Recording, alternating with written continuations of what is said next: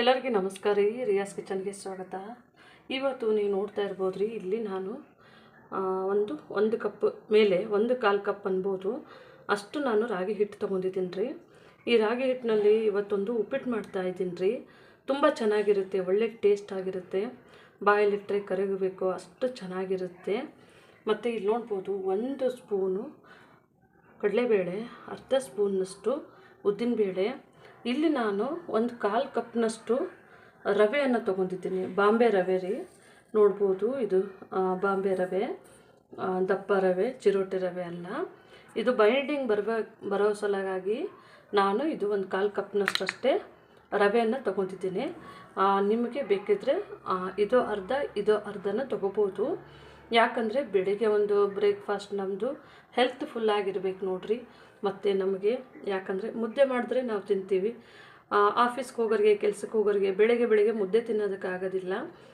ಹಾಗಾಗಿ ಇದು ರಾಗಿ ಹಿಟ್ಟಿನಲ್ಲಿ ಒಂದು ಉಪ್ಪಿಟ್ಟು ಮಾಡಿದ್ರೆ, ಬೆಳಗ್ಗೆ ಒಂದು ಉಪ್ಪಿಟ್ಟು ನೋಡಿರಿ, ತುಂಬ ಒಂದು ಒಳ್ಳೆ ಟೇಸ್ಟ್ ಆದಂಥ ಉಪ್ಪಿಟ್ಟು, ತುಂಬ ಚೆನ್ನಾಗಿರುತ್ತೆ ತಿನ್ನೋದಕ್ಕೆ.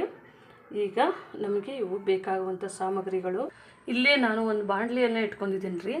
ಫಸ್ಟಿಗೆ ನಮ್ಮದು ರವೆಯನ್ನು ಚೆನ್ನಾಗಿ ಫ್ರೈ ಮಾಡ್ಕೊಳ್ಳೋಣ ರೀ. ಅಂದರೆ ಇದು ಸ್ವಲ್ಪ ಬಿಡಿ ಬಿಡಿಯಾಗಿ ಬರುತ್ತೆ. ಸ್ವಲ್ಪನೇ ಒಂದು ಅರ್ಧ ಟೀ ಸ್ಪೂನಷ್ಟು, ನಾನು ಕಮ್ಮಿ ಕ್ವಾಂಟಿಟಿದಾಗ ಮಾಡ್ತಾಯಿದ್ದೀನಿ ನೋಡಿರಿ. ಹಾಗಾಗಿ ಒಂದು ಅರ್ಧ ಟೀ ಸ್ಪೂನ್ ಅಷ್ಟೇ ನಾನು ಆಯಿಲನ್ನು ಹಾಕ್ಕೊಂಡು ಇದನ್ನು ಚೆನ್ನಾಗಿ ರೋಸ್ಟ್ ಮಾಡ್ತಾಯಿದ್ದೀನಿ ರೀ.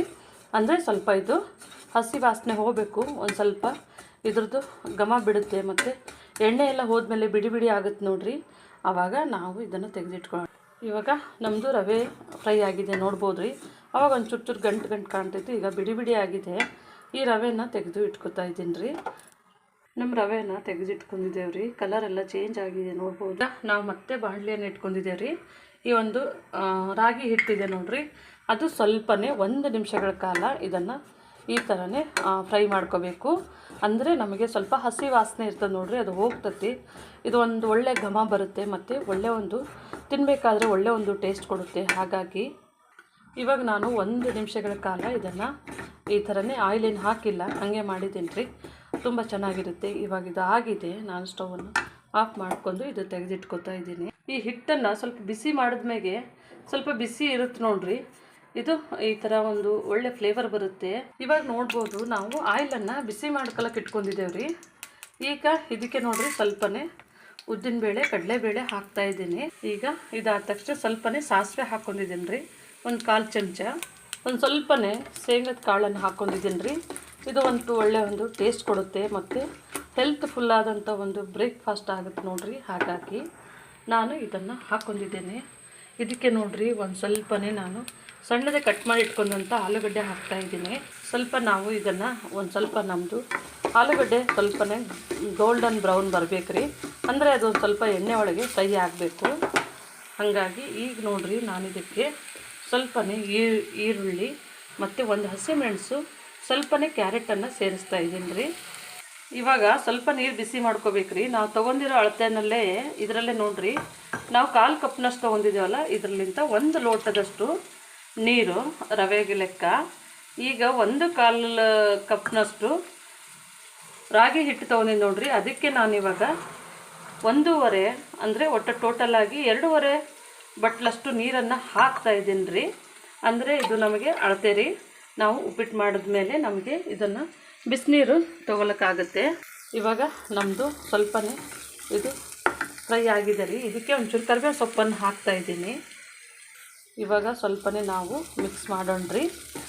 ಇದಕ್ಕೆ ನಾವು ಟೋಟಲಾಗಿ 1/4 ಕಪ್ಪಿಗೆ 1.5 ಲೋಟದಷ್ಟು, 1.5 ಕಪ್ನಷ್ಟು ನೀರನ್ನು ಇಟ್ಕೊಂಡಿದ್ದೇವೆ. ಈಗ 1/4 ಕಪ್ ರವಕ್ಕೆ 1 ಫುಲ್ಲು ಕಪ್ನಷ್ಟು ನೀರನ್ನು ಹಾಕ್ಕೊಂಡಿದ್ದೀನಿ ರೀ. ಸ್ವಲ್ಪ ಅಳತೆ ಚೆನ್ನಾಗಿ ಹಾಕ್ಕೊಂಡ್ರೆ ಟೇಸ್ಟಾಗಿ ಬರುತ್ತೆ ಉಪ್ಪಿಟ್ಟು. ಒಂದು ಸ್ವಲ್ಪ ಚಿಟಿಕೆಯಷ್ಟು ಅರಿಶಿನವನ್ನು ಹಾಕ್ಕೊಂಡಿದ್ದೀನಿ ರೀ. ಇವಾಗ ಇದಕ್ಕೆ ನೋಡಿರಿ 2 ಟೇಬಲ್ ಸ್ಪೂನಷ್ಟು ಮೊಸರನ್ನು ಹಾಕ್ತಾಯಿದ್ದೀನಿ. ಮೊಸರು ಏನಕ್ಕಂದರೆ ಒಂದು ಟೇಸ್ಟ್ ಚೆನ್ನಾಗಿ ಕೊಡುತ್ತೆ. ಮೊಸರು ಇಲ್ಲ ಅಂತಂದರೆ ಲಿಂಬೆಹಣ್ಣು ಸಹ ಹಿಂಡ್ಕೋಬೋದು, ಅಂದರೆ ಟೇಸ್ಟ್ ಚೆನ್ನಾಗಿ ಕೊಡುತ್ತೆ. ಹಿಟ್ಟು ಸ್ವಲ್ಪ ಸಪ್ಪೆ ಇರುತ್ತೆ ನೋಡಿರಿ, ಅದಕ್ಕೆ ಇದು ಚೆನ್ನಾಗಿ ಟೇಸ್ಟ್ ಕೊಡುತ್ತೆ. ಇವಾಗ ನಮ್ಮದು ಇದೆಲ್ಲ ಫ್ರೈ ಆದಮೇಲೆ ನೋಡಿರಿ, ಸ್ವಲ್ಪನೇ ಇದಕ್ಕೆ ನಾವು ರುಚಿಗೆ ತಕ್ಕಷ್ಟು ಉಪ್ಪನ್ನು ಸಹ ಸೇರಿಸ್ತಾ ಇದ್ದೀವಿ. ಈಗ ಇದೆಲ್ಲ ನಮ್ಮದು ಫ್ರೈ ಆದಮೇಲೆ ನೋಡಿರಿ, ಇದಕ್ಕೆ ನಾವು ಹುರಿದಿಟ್ಕೊಂಡಿರೋಂಥ ರವೆಯನ್ನು ಸೇರಿಸ್ತಾ ಇದ್ದೀನಿ. ಮತ್ತು ಹಿಟ್ಟನ್ನು ಸಹ ಸೇರಿಸ್ತಾ ಇದ್ದೀನಿ.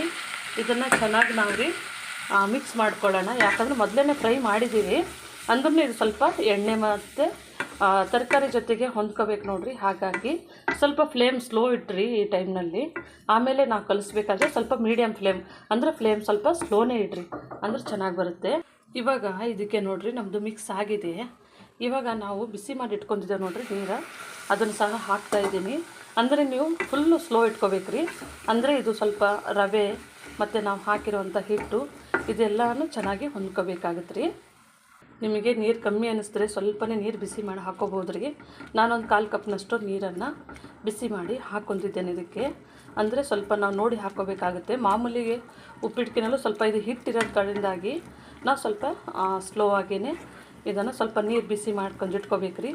ಬೇಕಾದರೆ ಸೇರಿಸ್ಬೇಕು, ಇಲ್ಲಂತಂದರೆ ಬಿಡಬೇಕು. ನೀವು ನೋಡ್ಬೋದು ರೀ, ನಮ್ಮದು ಸ್ವಲ್ಪನೇ ಸ್ಲೋ ಫ್ಲೇಮ್ನಲ್ಲೇ ನಾನು ಹಾಕಿದಂಥ ನೀರು, ಅದೇ ನೀರು ನೋಡ್ಕೊಂಡು ಕಲಿಸಂದ್ರೆ ಬಿಸಿನೀರೇ, ಸ್ವಲ್ಪ ಕಾಯಿ ಸಾರಿಸಿದ ನೀರೇ ಕಲಿಸ್ಬೇಕ್ರಿ. ಇವಾಗ ನಮ್ಮದು ಸರಿಯಾಗಿದೆ. ಇದನ್ನು ಮುಚ್ಚಿ 2ರಿಂದ 3 ನಿಮಿಷಗಳ ಕಾಲ ಇದನ್ನು ಬೇಯಿಸ್ಬೇಕಾಗತ್ತೆ ರೀ. ಇವಾಗ ನೋಡ್ಬೋದು ರೀ, ನಮ್ಮದು ಸ್ವಲ್ಪನೇ ನೀರಿದೆ. ಈ ಥರನೇ ಮುಚ್ಚಿಬಿಟ್ಟು ನಾನು 1-2.5 ನಿಮಿಷಗಳ ಕಾಲ ಬೇಯಿಸ್ತಾ ಇದ್ದೇನೆ. ನಾನಿಲ್ಲಿ ಮಿಕ್ಸಿ ಜಾರ್ ತೊಗೊಂಡಿದ್ದೇನೆ ರೀ. ಇವಾಗ ನಾವು ಚಟ್ನಿ ಮಾಡೋಣ ಇದಕ್ಕೆ. ಇಲ್ಲಿ ನೋಡ್ಬೋದು ರೀ, ನಾನು ಸ್ವಲ್ಪನೇ ಶೇಂಗದ ಕಾಳನ್ನು ಹುರಿದಿಟ್ಕೊಂಡಿದ್ದೀನಿ. ಸ್ವಲ್ಪನೇ 1/4 ಪೀಸಷ್ಟು ತೆಂಗಿನಕಾಯಿ ಈ ಥರ ಕಟ್ ಮಾಡಿ ಇಟ್ಕೊಂಡಿದ್ದೀನಿ. ಸ್ವಲ್ಪನೇ ಕರಿಬೇವು ಸೊಪ್ಪು, 4 ಹೆಸರು ಬೆಳ್ಳುಳ್ಳಿ, ಸ್ವಲ್ಪ ಕೊತ್ತಂಬರಿ ಸೊಪ್ಪು, ಒಂದು ಹಸಿಮೆಣಸಿನ್ಕಾಯಿ ಮತ್ತು ಸ್ವಲ್ಪನೇ ನೋಡಿರಿ ರುಚಿಗೆ ತಕ್ಕಷ್ಟು ಉಪ್ಪು. ಇವೆಲ್ಲ ನಮಗೆ ಚಟ್ನಿ ಮಾಡೋಕ್ಕೆ ಬೇಕಾಗುವಂಥ ಸಾಮಗ್ರಿಗಳು. ಇವಾಗ ನಮ್ಮದು ನೋಡೋಣ ರೀ ಉಪ್ಪಿಟ್ಟು. ನೋಡ್ಬೋದು ರೀ, ನಮ್ಮದು ಚೆನ್ನಾಗಿ ಬೆಂದಿದೆ ಉಪ್ಪಿಟ್ಟು. ಇದು ಯಾಕಂದರೆ ಹಿಟ್ಟು ಹಾಕಿರ್ತೀವಲ್ರಿ, ಸ್ವಲ್ಪ ಇದೇ ಥರನೇ ಇರುತ್ತೆ. ನೋಡ್ಬೋದು ನಮ್ಮದು ಬಿಡಿ ಆದಂಥ ಉಪ್ಪಿಟ್ಟು. ಇವಾಗ ಇದು ರೆಡಿ ಆಗಿದೆ, ಆಫ್ ಮಾಡ್ಕೊತಾ ಇದ್ದೀನಿ ರೀ. ಇವಾಗ ನೋಡ್ಬೋದು ರೀ, ನಮ್ಮದು ಚಟ್ನಿ ರೆಡಿ ಆಗಿದೆ. ಇವಾಗ ನೋಡ್ಬೋದು ರೀ, ನಮ್ಮದು ಉಪ್ಪಿಟ್ಟು ರೆಡಿ ಆಗಿದೆ. ಇದು ಚಟ್ನಿ ಸ್ವಲ್ಪ ನೀರಾಗೇ ಇರಬೇಕು ರೀ ಇದ್ರ ಜೊತೆಗೆ. ಅಂದರೆ ನೋಡ್ಬೋದು ರೀ, ಈ ಥರನೇ ನಮ್ಮದು ಚಟ್ನಿ ಸೈಡಲ್ಲಿ ನೋಡಿರಿ ತುಂಬ ಚೆನ್ನಾಗಿ ಬಂದಿದೆ ಉಪ್ಪಿಟ್ಟು. ಮತ್ತು ತಿನ್ನೋದಕ್ಕೂ ಅಷ್ಟೇ ಟೇಸ್ಟ್ ಆಗಿರುತ್ತೆ. ಸ್ವಲ್ಪ ತುಪ್ಪ ಮೇಲೆ ಹಾಕ್ಕೊಂಡು ತಿಂದರೆ ಒಳ್ಳೆ ಟೇಸ್ಟ್ ಆಗಿರುತ್ತೆ. ನೀವು ಮನೆಯಲ್ಲಿ ಇದೇ ಥರನೇ ಮಾಡ್ಕೊಳ್ಳಿ. ನಮ್ಮ ಚಾನಲ್ ಸಬ್ಸ್ಕ್ರೈಬ್ ಮಾಡಿ, ಲೈಕ್ ಮಾಡಿ, ಶೇರ್ ಮಾಡಿ. ನಮ್ಮ ವಿಡಿಯೋನ ನೋಡಿದ್ದಕ್ಕಾಗಿ ಧನ್ಯವಾದಗಳು.